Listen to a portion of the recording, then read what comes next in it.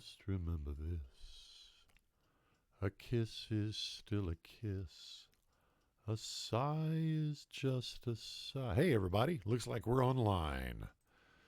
I am Jack Heald, your internet dad, the dad you wish you had. It is February 27th, 2020. It's a Thursday for another 8 minutes. I haven't done a video today, and I owe you guys one. So, today I'm going to talk about some really unexpected Twitter engagement that I've gotten, and I want to ask for feedback. I want to know what you guys think about this, because this is just crazy weird as far as I'm concerned. Also, I'm using a different microphone. I've got 3 different mics that I'm testing. I think this is probably the one that does a better job of picking up the true rich timbre of my voice, but we shall see. All right, before we go farther, though, let us pause for a moment and drink a toast to the beauty of this present moment. Raise your glass with me, and let's share it together.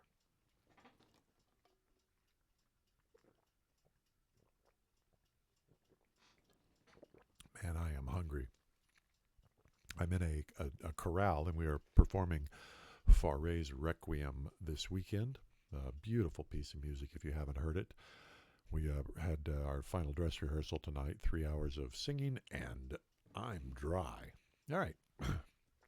So I checked my Twitter feed to just see what kind of tweets get the most engagement, and I was kind of surprised about the things that people seem to be most enthusiastic about responding to.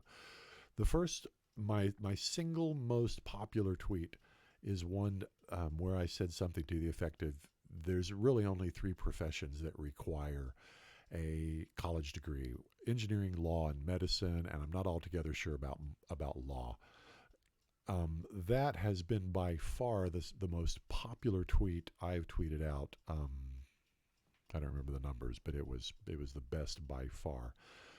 Now, I haven't changed my mind about that, except for this. I've realized that you actually may not even need a degree to be an effective engineer. You can't get licensed as a physician without the degree, but you can in fact get a license to become an engineer just by passing the engineering fundamentals test. You don't have to have an engineering degree. You have to pass the test, which makes sense to me. And I think there are still states that will allow you to sit for the bar even if you don't have a law degree. You can actually become a lawyer without a law degree. That was tweet number 1. The second most popular tweet, and this one really surprised me, I said something about how before I lived in England, I considered England to be like the pinnacle of civilization. And then once I lived there, I realized how desperately wrong I was. And I said some honest things about the English that weren't particularly positive, but I also said some honest things that were positive. For example, on the not positive, the English tend to dither and they waste time compared to Americans. On the other hand, they are far more interested in the life of the mind as a culture than we are as Americans. Well, that particular tweet got a ton of engagement, and it kind of blew my mind. I actually wrote a little book about helping Americans learn how to understand the British so you can do business in England, and that is available. I think it's linked in my YouTube. You'll see it. Tweet number 3. Eat meat, lift weights. This will solve most of your problems. That one's gotten a lot of engagement. I saw that originally. I saw the idea originally from a guy who I follow on Twitter named PD Mangum. I think his Twitter handle is Mangan150, MANGAN 150. I'll try to link that on the comments as well. A lot of people liked that one, and frankly, eating meat and lifting weights, I mean, what's not to like about that? I had a ribeye steak for dinner tonight, and my God, do I feel much better.